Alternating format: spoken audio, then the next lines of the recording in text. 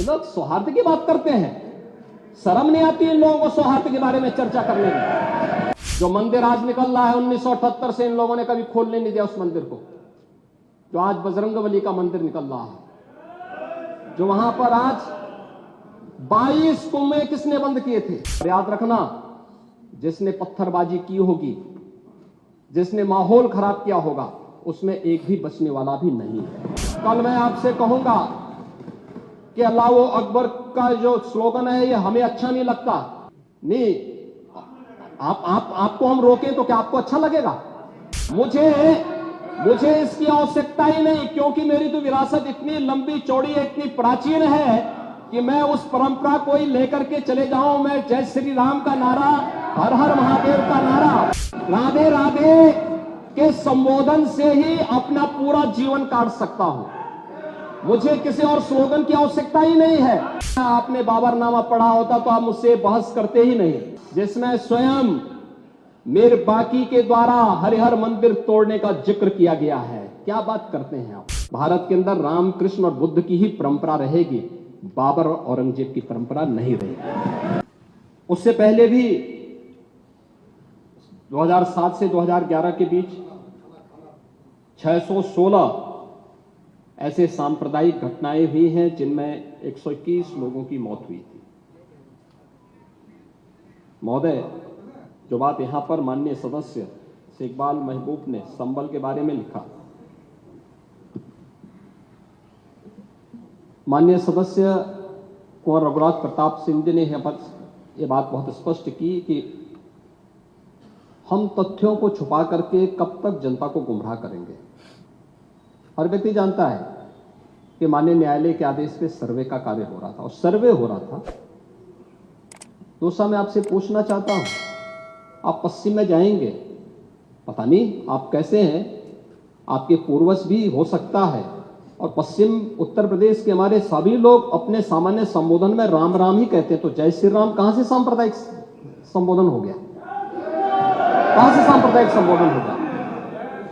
हमारे यहां हम जगते हैं, राम ही राम बोलते हैं, मिलते हैं, राम राम का संबोधन होता है, और अंतिम यात्रा में विदा करते हैं तब भी राम नाम सत्य है ही बोलते हैं। राम के बगैर तो हमारा कोई काम ही नहीं है। और अगर जय श्री राम किसी ने बोली दिया तो इसमें उत्तेजना का मतलब, ये नियत आप समझ सकते हैं उस नियत को। ये चढ़ाने वाला नहीं है, ये चढ़ाने वाला नहीं है, ये चढ़ाने वाला नहीं है। एक दूसरा, आपने कुंदरकी की जीत को वोट की लूट बताया। आप एक सदस्य का अपमान कर रहे हैं। आपके सदस्य की तो जमानत जब्त हो गई वहां पे। और क्या ये सच नहीं है? इस समय तो आज डिजिटल मीडिया का है, वहां का पठान, वहां का शेख सब कह रहे साहब हमारे पूर्वज तो हिंदू थे और आप भी, आपके पूर्वज भी हिंदू थे। क्या ये सच नहीं है? और क्या ये सच नहीं है कि देशी और विदेशी मुसलमानों की आपसी भिड़ंत है जो वर्षों की लड़ाई को लेकर के वहां चल रहा है? आप लोग सच पे पर्दा डालने का प्रयास कर रहे हैं, लेकिन एक चीज नोट करना कि सूर्य को, चांद को और सत्य को बहुत देर तक छुपा कोई नहीं सकता है, और सत्य जरूर सामने आएगा। और उसी सत्य के बारे में कहा जा रहा है। नेता प्रतिपक्ष कह रहे थे कि वहां की स्थिति ऐसी है कि अगर मंदिर आ भी जाएगा, मंदिर बन जाएगा। मैं कहता हूं, ये तो बाबरनामा भी कहता है कि हर मंदिर को तोड़ करके एक ढांचा खड़ा किया गया। आप तो एक श्रेष्ठ ब्राह्मण कुल में आपने जन्म लिया है। आप तो भारत के पुराणों की परंपरा पर विश्वास करते हैं। हमारा पुराण भी इस बात को कहता है कि भगवान विष्णु, श्री हरि विष्णु का 10वां अवतार संबल में ही होगा, उसी संबल में होगा।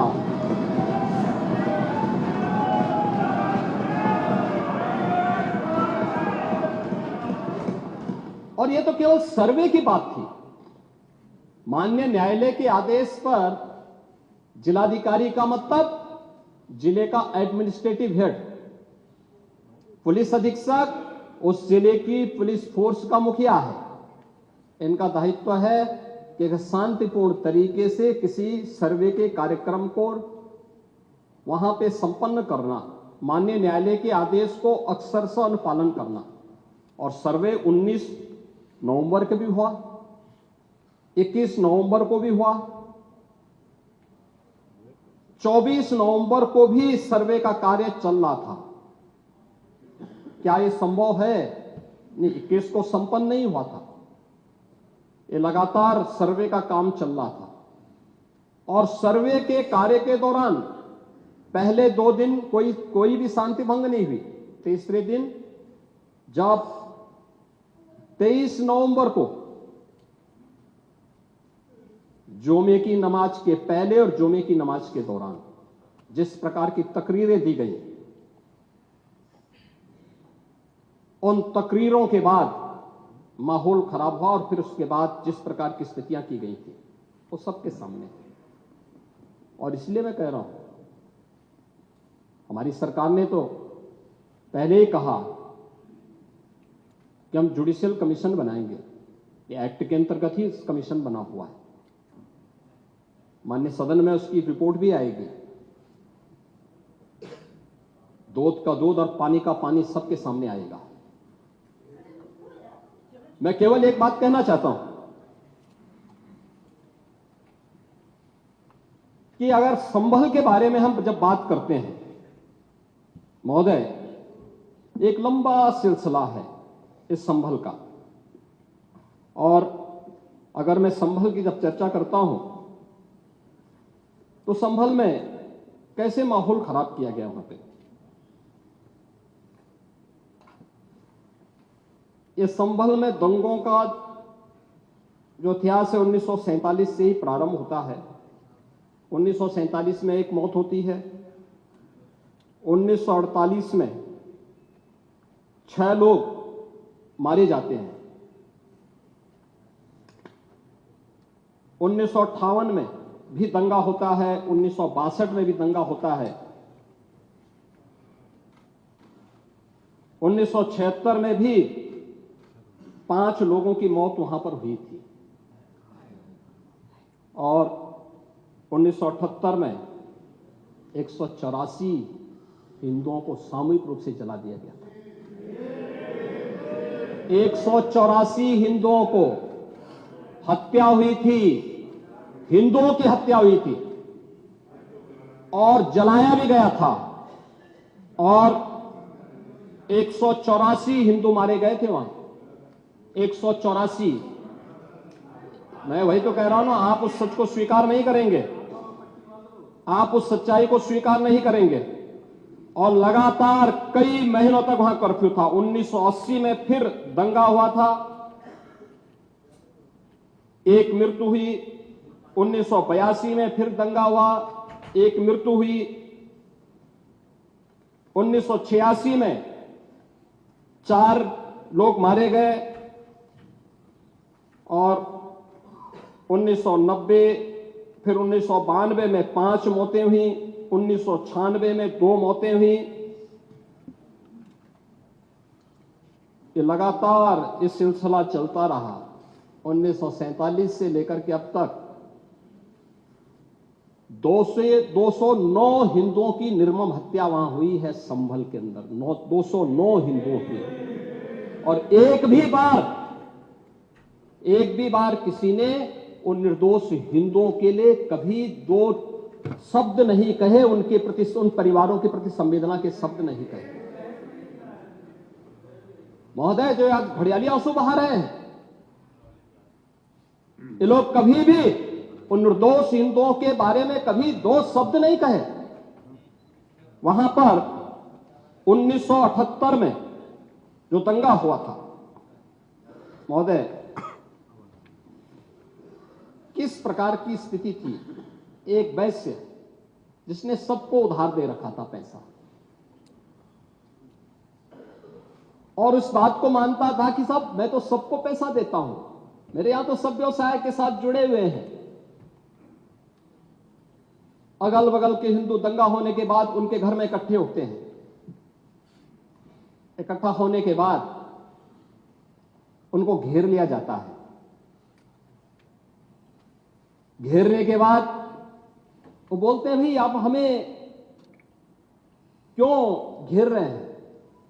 कहा जाता नहीं, क्योंकि तुम इन हाथों से पैसा मांगोगे, इसलिए उनके हाथ काटे जाते हैं, फिर उनके पैर काटे जाते हैं और फिर उनका गला रेंध करके हत्या होती है।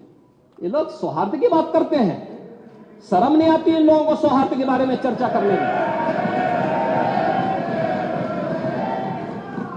1978 से जो मंदिर आज निकल रहा है, 1978 से इन लोगों ने कभी खोलने नहीं दिया उस मंदिर को, जो आज बजरंगबली का मंदिर निकल रहा है, जो वहां पर आज 22 कुएं किसने बंद किए थे?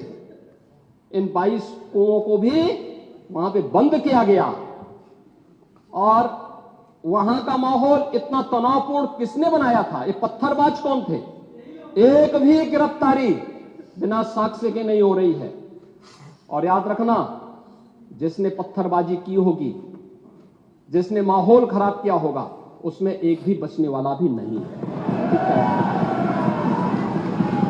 एक भी नहीं बचेगा। हम माननीय उच्चतम न्यायालय के आदेश का पालन करते हैं, सम्मान भी करते हैं। और क्या संविधान को आप मान रहे हैं? क्या आप लोग संविधान के प्रति सचमुच वचनबद्ध हैं? मैं तो धन्यवाद दूंगा माननीय अध्यक्ष जी को इस बात के लिए कि आज उन्होंने संविधान की मूल प्रति यहां पर दी। बाबा साहब भीमराव अंबेडकर जी ने 26 नवंबर 2049 को जिस संविधान को बनाकर के देश को सौंपा था, उस मूल संविधान की प्रस्तावना को एक बार पढ़िए। मौलिक कर्तव्यों के बारे में, मौलिक अधिकारों के अध्याय के चित्र को देखिए। अलग अलग उन आर्टिकल के उस पृष्ठों का अवलोकन करिए,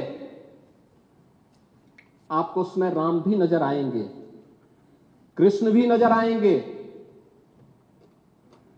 लंका दहन के उपरांत तो बजरंगबली भी नजर आएंगे, ज्ञान का उपदेश देने वाले बुद्ध भी नजर आएंगे। भारत की समृद्ध परंपरा का दर्शन आपको उस संविधान में मिलेगा जो बाबा साहब भीमराव अंबेडकर ने दिया था। लेकिन उस मूल संविधान में कहीं भी धर्मनिरपेक्ष या पंथ निरपेक्ष या फिर समाजवाद शब्द नहीं है। और ये आप सबकी आंखों को खोलने वाला होना चाहिए। आप लोग संविधान में बदलाव की बात करते हैं। जिन लोगों ने संविधान का गला घोंटा, उनका पिछलग्गू बन करके केवल सत्ता हथियाना चाहते हैं, जनता की आंखों में धूल झोंकना चाहते हैं। ये नहीं हो सकता। ये देश आपको नहीं करने देगा। और वह प्रति आपको दी गई है, आप उसका अवलोकन करिए। और मैं नेता विरोधी दल को इसलिए बोलना चाहता हूं, बुद्ध ने करुणा और मैत्री का संदेश उस कालखंड में दिया था जब विदेशी हमले होने शुरू हो गए। लेकिन उससे पहले राम ने कहा था, निस्सरहीन करो मई भुज उठाए प्रणकीन। उससे पहले भगवान कृष्ण ने भी कहा था, परित्राणाय साधूनाम विनाशाय च दुष्कृताम। और हम तो राम और कृष्ण को ही मानते हैं, बुद्ध पर विश्वास करते हैं, उन्हीं को आदर्श मान करके हम लोग कार्य करते हैं। शासन पद्धति एक भी इंच इधर उधर नहीं करते उसकी जगह। और इसीलिए मैं आपसे कहने के लिए आया हूं, संबल की घटना या कुंदर की कीजिए, जैसे ही आपके खटाखट की असलियत सामने आई, जनता ने कहा सपाचक। उपचुनाव में 9 में से 7 तो भारतीय जनता पार्टी और एनडीए गठबंधन जीता है। और यही नहीं, सीसामऊ और करहल याद करिए 2022 में समाजवादी पार्टी ने करहल में 70,000 से लगभग 67,000 से जीती थी। इस बार वह मात्र 13-14 तक आ गई है। वो भी चच्चू थोड़ा वहां पे कृपा कर लिए, नहीं तो वहां भी सपा चढ़ तय था। अगली बार होगा, अगली बार होगा चच्चू, अरे आप चिंता मत करिए, अगली बार तो नहीं रहे, बहुत ज्यादा रहे। अगली बार सीसामऊ में भी बाल बाल बच गए, और इसलिए इस बौखलाहट में कि कुंदरकी में लोगों को अपनी जड़ें याद आने लग गई हैं। अब आपने देखा होगा उन लोगों के वक्तव्य को, डिजिटल मीडिया में थोड़ा अवलोकन करिए और देखिए वहां पे जब लोग चिल्ला चिल्ला के बोल रहे हैं कि इन विदेशियों से पिंड छुड़ाना है, क्या बोल रहे हैं लोग, सबको अपनी जड़ें याद आने लग गई हैं। और मुझे लगता है जिस दिन इकबाल महबूब जी को भी अपनी जड़ें याद आएंगी, वह भी फिर यही बात बोलेंगे जो इधर के मान्य सदस्य कह रहे हैं। महोदय, मैं उनसे कहूंगा कि एक बार बाबरनामा का जरूर, बाबरनामा को जरूर पढ़ें।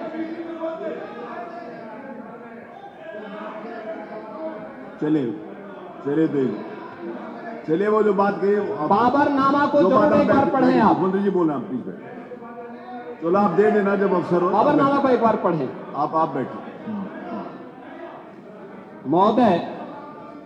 महोदय, संभल की घटना के साथ ही मैं प्रदेश के अंदर अलग अलग समय में जो दंगे अलग अलग समय में हुए हैं, 1972 में आगरा में दंगा हुआ, 19 लोग मरे थे। आजमगढ़ में 1972 में दंगा हुआ, 3 लोग मरे थे। बहराइच में 1973 में दंगा हुआ, 1 व्यक्ति की मौत हुई थी। गोंडा में 1973 में दंगा हुआ, 1 व्यक्ति की मौत हुई। प्रयागराज में 1973 में एक दंगा हुआ, 2 लोगों की मौत हुई। मेरठ में 1973 में दंगा हुआ, 8 लोगों की मौत हुई। आगरा में फिर 1974 में दंगा हुआ, 1 व्यक्ति की मौत हुई। पीलीभीत में 1974 में दंगा हुआ, 3 लोगों की मौत हुई। कानपुर में 1975 में दंगा हुआ, 2 लोगों की मौत हुई। मुरादाबाद में 1976 में दंगा हुआ, 3 लोगों की मौत हुई। बहराइच में 1976 में फिर दंगा हुआ, 3 लोगों की मौत हुई। बुलंदशहर में 1977 में दंगा हुआ, 2 लोगों की मौत हुई। वाराणसी में 1977 में दंगा हुआ, 8 लोगों की मौत हुई। मुरादाबाद में 1978 में दंगा हुआ, 19 लोगों की मौत हुई। अलीगढ़ में 78 में दंगा हुआ, 21 लोगों की मौत हुई। ये लगातार मैं क्या कर रहा हूं, उसमें आप भी थे, जिसके कारण लोकतंत्र सेनानी आप कहलाते हैं, लोकतंत्र सेनानी कहलाते हैं मल्होत्रा जी। उसी के नाम पर आप लोग, मैं क्या कर रहा हूं, ये दंगे हुए हैं, मैं उन दंगों के बारे में बोल रहा हूं जिन दंगों के कारण लगातार माहौल खराब हुआ है प्रदेश का। और आज प्रदेश के अंदर सुरक्षा का जो एक माहौल है, कानून व्यवस्था की जो एक स्थिति पैदा हुई है, लोगों को सुरक्षा पे विश्वास है, कानून व्यवस्था पर विश्वास है, उसी का परिणाम है कि 40 लाख करोड़ रुपए का निवेश का प्रस्ताव उत्तर प्रदेश को प्राप्त होता है। इतना निवेश, इंफ्रास्ट्रक्चर का एक कार्य, रोड की, रेलवे की, एयर कनेक्टिविटी की, ये उसी का परिणाम है जो सरकार कर रही है और लगातार उसको कर रही है। महोदय, मैं केवल ये कहना चाहूंगा कि आखिर मैं नेता विरोधी दल से ये पूछना चाहता हूं कि अगर हमारा कोई पर्व और त्योहार है या किसी का भी है, मुहर्रम का जुलूस हो या फिर कोई भी अन्य मुस्लिम समाज का कोई पर्व और त्योहार का कोई जुलूस, वो हिंदू मोहल्ले से सुरक्षित निकल जाता है, कोई दिक्कत नहीं होती। मंदिर के सामने से भी निकल जाता है, कोई समस्या नहीं होती। लेकिन इस समस्या केवल वहीं पे क्यों खड़ी होती है जब कोई हिंदू शोभा यात्रा किसी मस्जिद के सामने से, किसी मुस्लिम बाहुल्य क्षेत्र से निकलती है, तब क्यों तनाव पैदा हो जाता है? तभी क्यों झंडा लगाने में क्या समस्या है? क्या भारत की धरती पे केसरिया झंडा नहीं लग सकता? क्यों नहीं लग सकता? क्यों नहीं लग सकता? मैं यही पूछना चाहता हूं। आखिर ये दंगे क्यों किए जाते हैं? और बहराइच का मामला, महाराजगंज उस कस्बे का, जहां के बारे में आप कह रहे हैं कि लगातार मुस्लिम बस्ती थी। मोना जी ने भी इस बात को कहा कि बस्ती थी, प्रशासन नहीं था, 4 कंपनियां पुलिस थी वहां पे, और दंगा सड़क पे नहीं हो रहा था, गोली घर के अंदर से चल रही थी। इस निर्दोष राम गोपाल मिश्रा की हत्या हुई और घर के अंदर से गोली चला करके उसकी निर्मम हत्या की गई। हमें इस सच्चाई को स्वीकार करना चाहिए। ये दंगा सड़क पे आमने सामने नहीं था। अगर पुलिस घर के अंदर घुसती तो लोग फिर कुछ और आरोप लगाते। पुलिस ने बचाव करने का अपना प्रयास किया।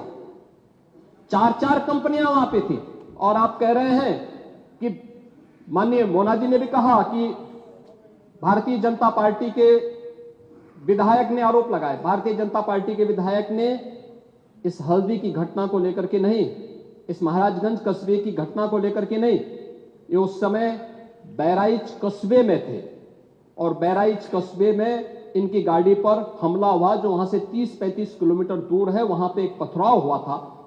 मैंने भी इनको कहा था, मैंने कहा देखो तुम्हारे उस क्षेत्र में दंगा हुआ है, तुम वहां तत्काल जाओ, लोगों को कंट्रोल करो। लेकिन उसको कैसे तोड़ मरोड़ करके प्रस्तुत किया जा रहा है। इन्होंने जो तहरीर दी वो दूसरे मामले में दी है, उसका इस घटना से कोई लेना देना नहीं, लेकिन उसको किस तरीके से जोड़ करके देखा जा रहा है। एक जिले में दूरी होती है, इसमें बहराइच से आपको भी वहां जाने में समय लगा होगा, और उस दूरी को आपने देखा होगा, तो ये उतनी ही दूरी है। उस घटना को उससे नहीं जोड़ के देखा जा सकता।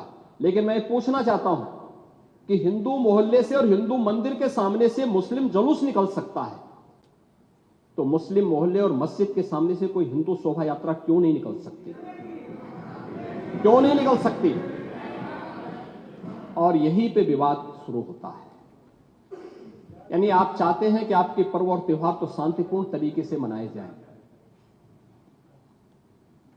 कौन नहीं कहता भी? आपके संभल में थे सिया सुन्नी का भी विवाद हुआ था। 1976 में पूरा विवाद तो सिया सुन्नी का था। उस समय जामा मस्जिद के कब्जे को लेकर के इसी बात का विवाद था। आप इस सच को धूल मत डालिए उस सच पे। और लखनऊ का सिया सुन्नी विवाद ये भारतीय जनता पार्टी की सरकार के समय ही समाप्त हुआ है। आप लोग तो लड़ाते थे, यहां पे सिया और सुन्नी को भी लड़ाते थे, क्योंकि आपकी तो शुरू से ही राजनीति थी बांटने की और फिर कटवाने की, और इसलिए हमने कहा कि न बटेंगे और न कटेंगे। हम न बटेंगे और न कटेंगे। मुझे आश्चर्य होता है, अपने को शिक्षक कहते हैं श्री संग्राम सिंह यादव। सच को स्वीकार करने की सामर्थ्य नहीं, इसलिए चले गए। आप देखें, एक दोहरे चरित्र के व्यक्ति के द्वारा जो अपनी कुछ पंक्तियां पहले लिखी गई हैं और बाद में उसका चरित्र कैसे बदला है। मोहम्मद अल्लामा इकबाल के बारे में वही कहते हैं, यानी जो पहले कहते थे, उन्होंने क्या बात कही थी बाद में? मुस्लिम हैं हम, वतन हैं सारा जहां हमारा। चीन वो अरब हमारा, हिंदुस्तान हमारा, तौहीद की अमानत सीनों में है हमारे। दुनिया के बुत कंदों में पहले वह घर खुदा का, तेगों के साये में हम पलकर जमा हुए हैं। मकरीब की वादियों में गूंजी अजा हमारी, बातिल में दबने वाले हे आसमां नहीं हम, हे गुलस्ताए अब्दुल्लस वो दिन है याद तुझको। ये मौज ये दजला तू भी पहचानती है हमको। ये अर्ज ये पाक तेरी हुर्मत पे कट मरे हम। सालार ये कार्रवाई है मीर ये हिजाज अपना। इकबाल का तराना बाग ये दरा है गोया। मुस्लिम है हम वतन है सारा जहां हमारा। अब आप मुझे बताओ, क्या इकबाल को आप अपना आदर्श मानते हैं क्या? इस इकबाल को मानेंगे क्या? वो अपने को पेशे से शिक्षक कहते हैं। ऐसे शिक्षक छात्रों को पढ़ाएंगे तो दुर्गति कराएंगे ही कराएंगे। यानी इकबाल की एक कविता को यहां पे पढ़ करके और वास्तविक सच से आप धूल डाल करके उसको छुपा नहीं सकते हैं। और मैं इसीलिए कहना चाहूंगा कि महोदय, प्रशासन ने पूरी कार्रवाई की है और लगातार हमारे संज्ञान में सारी बातें हैं। एक एक बात पर सरकार नजर रख रही है। 25 करोड़ की आबादी का प्रदेश है और 25 करोड़ की आबादी के प्रदेश में पिछले 7.5 वर्ष के दौरान सभी पर्व और त्योहार शांतिपूर्ण तरीके से संपन्न हुए हैं। सभी वीवीआईपी विजिट सकुशल संपन्न हुए हैं। अयोध्या में श्री राम जन्मभूमि पर भगवान राम के भव्य मंदिर के कार्यक्रम को भी, जिसको लेकर के आप बहुत बड़ा पहले प्रदेश के मन में भय पैदा करते थे, वह भी सकुशल संपन्न हुआ। आज प्रदेश में जब सर्वत्र सुरक्षा का एक बेहतरीन माहौल है और 2025 में जब उत्तर प्रदेश को यह गौरव प्राप्त होने जा रहा है कि दुनिया का सबसे बड़ा आध्यात्मिक और धार्मिक सामाजिक जो उत्सव हो, एक महापर्व है महाकुंभ प्रयागराज, जिसमें पूरी दुनिया का एक समागम होने वाला है, जब इसे आयोजित करने का अवसर प्राप्त हो रहा है, तब मैं विपक्ष के अपने साथियों से कहना चाहूंगा कि प्रदेश के माहौल को अपने वक्तव्यों से और अपने करतूतों से कृपया खराब न करें। प्रदेश आगे बढ़ना चाहता है, विकास के अपने लक्ष्यों को प्राप्त करना चाहता है, लेकिन मैं इस बात के लिए आश्वस्त करूंगा कि 25 करोड़ जनता को सुरक्षा देना, उनकी हर प्रकार से हिफाजत करना, ये प्रदेश सरकार की जिम्मेदारी है। लेकिन अराजकता, पत्थरबाजी और किसी भी इस प्रकार के आदेश के खिलाफ जो माननीय न्यायालय ने आदेश किया है, उसके बाद भी कोई कानून को अपने हाथों में लेकर के कानून को ठेंगा दिखाने का प्रयास करेगा तो सरकार उससे सख्ती से निपटने का काम भी करेगी। और वही सख्ती वहां पर आवश्यक है जहां पर लोगों ने माहौल खराब करने का प्रयास किया है। एक भी निर्दोष नहीं जाएगा। जितने भी विजुअल्स होंगे उसके वीडियो फुटेज हैं, गोली चलाते हुए, कट्टा लहराते हुए, तलाशी के दौरान पत्थरबाजी करते हुए, घरों के छतों के ऊपर जो पत्थर रखे गए हैं, ये सारी विजुअल्स हमारे पास हैं और उसके अनुरूप ही कार्रवाई होगी। हां, ये जरूर आश्वस्त करते हैं कोई निर्दोष के खिलाफ कोई कार्रवाई नहीं होने वाली, अब तक नहीं हुई है, आगे भी नहीं होगी। लेकिन कोई दोषी होगा उसको कोई बचा भी नहीं पाएगा। यह भी मैं इस सदन के माध्यम से पूरे प्रदेश के अंदर बहुत स्पष्टता के साथ कहना चाहूंगा कि सरकार की जीरो टॉलरेंस की नीति पहले दिन से है। अपराध और अपराधियों के प्रति, दंगों और दंगाइयों के प्रति वही जीरो टॉलरेंस की नीति के साथ सरकार कार्य करेगी। इन दोनों मामलों में राजनीति की बजाय हमें समग्रता की दृष्टि से देखना होगा। और समग्रता की दृष्टि ये जो मैंने पहले माननीय नेता विरोधी दल को कहा कि आखिर ये कहां लिखा है संविधान में कि किसी मुस्लिम बाहुल्य क्षेत्र में हिंदू शोभा यात्रा नहीं निकल सकती, और जब आप रोकते हैं तभी हिंदू पक्ष से भी रिएक्शन आता है कि साहब हम भी नहीं जाने देंगे। भाई मुझे आश्चर्य होता है इन बातों को लेकर के कि मस्जिद के सामने से नहीं निकलने देंगे। क्यों नहीं निकलने देंगे? ये सड़क क्या किसी की है क्या? ये सार्वजनिक मार्ग है, कैसे आप रोक सकते हैं? परंपरागत बहराइच में भी एक परंपरागत जुलूस था, परंपरागत जुलूस था, वही मैं कह रहा हूं, परंपरागत जुलूस था, और उसी परंपरागत जुलूस को आगे बढ़ाने के लिए सारे कार्यक्रम संपन्न हुए थे, आगे भी संपन्न होंगे। लेकिन ये चीजें तय करना, ये कहना कि उत्तेजक नारे लगाए जा रहे थे, जय श्री राम का नारा उत्तेजक नहीं है, ये हमारी श्रद्धा का नारा है, हमारी आस्था का प्रतीक है। कल मैं आपसे कहूंगा कि अल्लाह अकबर का जो स्लोगन है ये हमें अच्छा नहीं लगता, नहीं, आपको हम रोकें तो क्या आपको अच्छा लगेगा?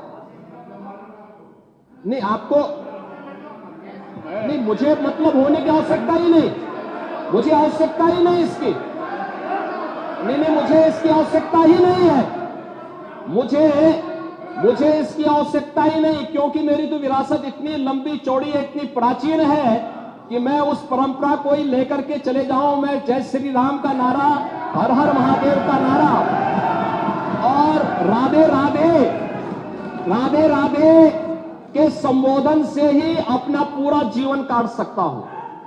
मुझे किसी और स्लोगन की आवश्यकता ही नहीं है, मुझे कोई अन्य नारे की आवश्यकता ही नहीं है, कोई अन्य संबोधन की आवश्यकता नहीं। लेकिन मैं आपसे कहना चाहता हूं, कल कोई आपसे कहेगा, कोई हिंदू भी ये कहेगा कि साहब हमें भी परेशानी है, आप लोग मत बोलिए, क्या आपको अच्छा लगेगा? और कोई भजन गाया जा रहा है, आप उस भजन को अश्लील कैसे कह सकते हैं? कैसे कह सकते हैं? कांवड़ यात्रा में क्या अश्लील गाने बजते हैं? अरे भगवान शिव के गाने बजते हैं, भगवान शिव के भजन गाए जाते हैं। दुर्गा पूजा के दौरान तो शोभा यात्रा निकलती है, जगत जननी मां भगवती दुर्गा के आरतियां बजती हैं, उनकी चालीसा बजती है, हनुमान चालीसा बजता है। ये हमारे यहां शक्ति के प्रतीक भी है और भक्ति के प्रतीक भी है। नहीं तो वही तो ऐतराज है, समस्या तो उसी बात को लेकर के है, सारा विवाद तो उसी बात को लेकर के है, सारा विवाद तो उसी बात को लेकर के है। और मुझे लगता है आपने बाबरनामा पढ़ा होता तो आप मुझसे बहस करते ही नहीं, जिसमें स्वयं मीर बाकी के द्वारा हरिहर मंदिर तोड़ने का जिक्र किया गया है। क्या बात करते हैं आप? और मुझे लगता है ये जितने लोग यहां पर हैं, ये वहां पे कोई नहीं रहा होगा, लेकिन आपके फोरफादर और फोरफादर के आगे की पीढ़ी उसकी भुक्त भोगी रही होगी, इसलिए आज इस स्थिति में आप लोग वहां पे हैं। कुंदरकी में लोगों का एहसास हुआ है, एक दिन एहसास आपको भी होगा और जरूर होगा। और इसीलिए मैं आपसे कहना चाहूंगा कि ये सनातन की जीत है, जो कुंदरकी की जीत है, ये भारत की वास्तविक जीत है, ये भारत के संविधान की जीत है, जो कुंदरकी, कटहरी, खैर, गाजियाबाद, मीरापुर, फूलपुर, मझवा यहां पे हुई है। ये वास्तव में यही है भारत के संविधान। आप तो सबको कटघरे में खड़ा करते हैं। मुझे आश्चर्य होता है, मुझे आश्चर्य होता है कि आखिर आप मानते किसको हैं? आप मानते किसको हैं?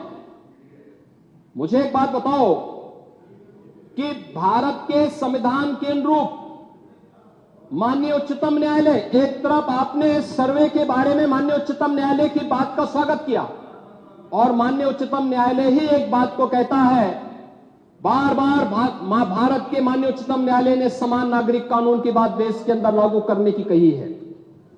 और भारत अकेला देश है, भारत अकेला देश है जिसमें बहुसंख्यक समाज अपने लिए विशेष अधिकार की मांग नहीं करता है, बल्कि एक समान नागरिक कानून की मांग कर रहा है। और अगर एक माननीय न्यायाधीश ने इलाहाबाद उच्च न्यायालय के एक माननीय न्यायाधीश ने उस समान नागरिक कानून की वकालत की, तो आप उनके खिलाफ महाभियोग का नोटिस राज्यसभा में दे दिए। ये आपके दोहरे चरित्र को नहीं दिखा दो तो क्या है ये? आखिर दुनिया के अंदर यही हो रहा है, लेकिन भारत के अंदर बहुसंख्यक समाज कह रहा है कि साहब एक समान नागरिक कानून लागू करो। लेकिन अगर वही माननीय न्यायाधीश एक सामाजिक सांस्कृतिक संगठन के कार्यक्रम के दौरान इस बात को कहते हैं कि दुनिया के अंदर ये है, अगर भारत के अंदर इसको मांग करने की वकालत हो रही है तो बुरा नहीं, और माननीय उच्चतम न्यायालय बार बार इसके बारे में सरकार को कह चुकी है। लेकिन आप लोग उसमें एक तरफ उच्चतम न्यायालय के द्वारा सर्वे पर रोक लगाने का स्वागत कर रहे हैं, बुलडोजर की कार्रवाई पर दी गई गाइडलाइन का स्वागत कर रहे हैं। उसका तो स्वागत हमने भी किया है, क्योंकि उत्तर प्रदेश अकेला राज्य है जिसने बुलडोजर की कार्रवाई को अक्सरशः सुप्रीम कोर्ट की उस गाइडलाइन के अनुसार अंजाम दिया है, अक्सरशः। और इसीलिए मैं कह रहा हूं कि यही स्थिति है कि माननीय न्यायाधीश इलाहाबाद उच्च न्यायालय ने अगर वक्तव्य दिया समान नागरिक कानून के बारे में, तो समाजवादी पार्टी, कांग्रेस, इन सब के लोगों ने राज्यसभा में उनके खिलाफ एक महाअभियोग की नोटिस ही दे करके आप सच को मुंह जबरदस्ती बंद करना चाहते हैं।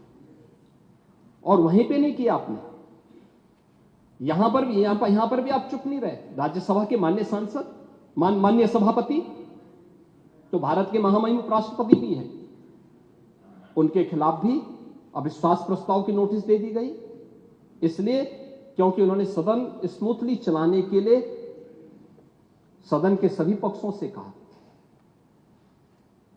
एक सभापति के रूप में, एक चेयरपर्सन के रूप में उनकी जिम्मेदारी यही है, उन्होंने इसी बात को कहा।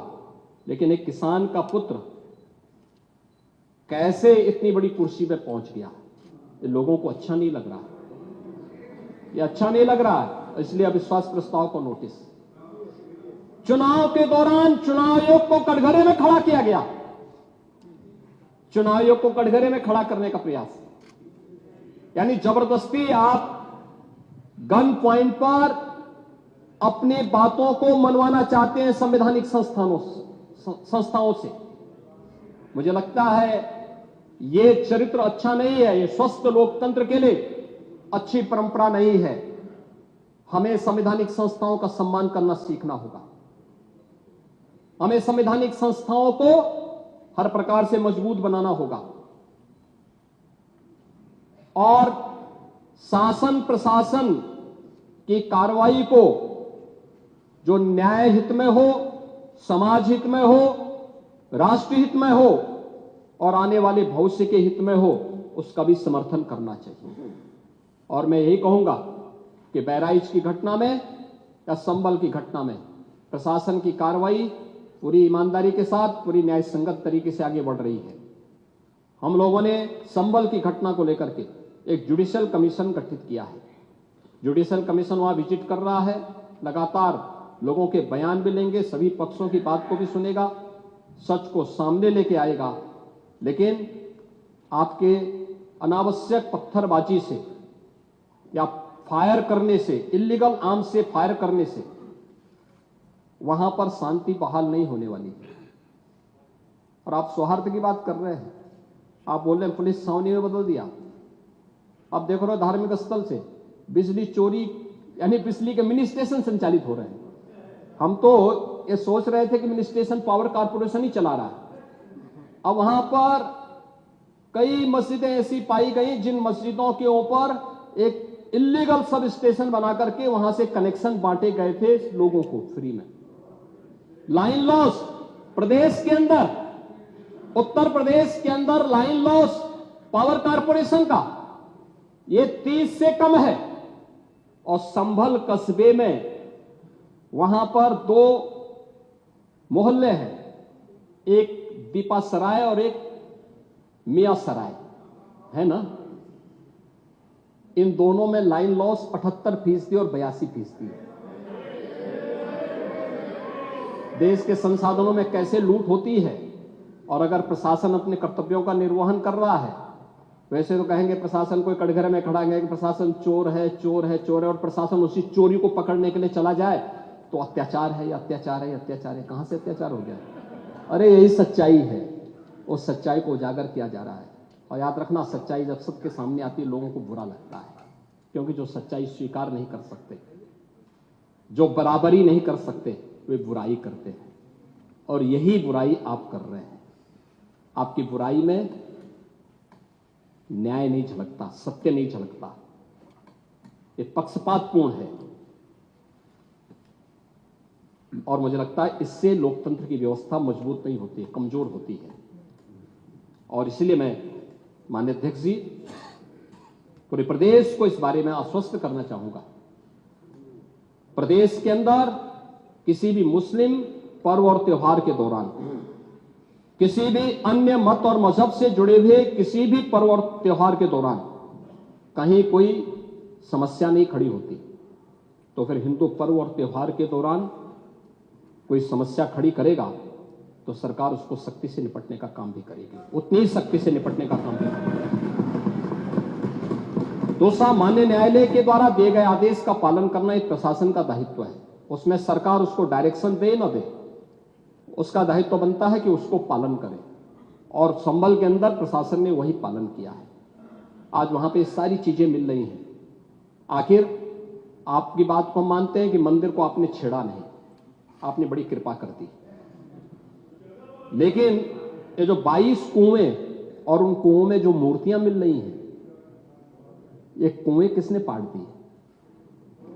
ये नोटिस में क्यों परेशानी हो रही है? आपके सांसद जिनसे आपकी प्रतिद्वंदिता है, मानता हूं, क्योंकि वहां पे आप में तो तुर्क और पठान का विवाद चल रहा है, मैंने नहीं कर दिया, एक विवाद चल रहा है। आप उनके सामने, माननीय सदस्य के सामने, आप उनके साथ अपनी जड़ें ढूंढ रहे होंगे, लेकिन ये सच्चाई है, ये सच्चाई है, क्योंकि ये तो है ही। सकीफुल रहमान बर्क कभी भी अपने को ये नहीं बोलते थे कि मैं भारत का नागरिक हूं, वो तो कहते थे मैं बाबर का संतान हूं, वो बोलते थे। आप भी मानते हो किस बात को? अब आपको तय करना है कि आक्रांताओं को अपना आदर्श मानते हैं या राम, कृष्ण और बुद्ध की परंपरा को अपना आदर्श मानते हैं। भारत के अंदर राम, कृष्ण और बुद्ध की ही परंपरा रहेगी, बाबर और औरंगजेब की परंपरा नहीं रहेगी। धन्यवाद।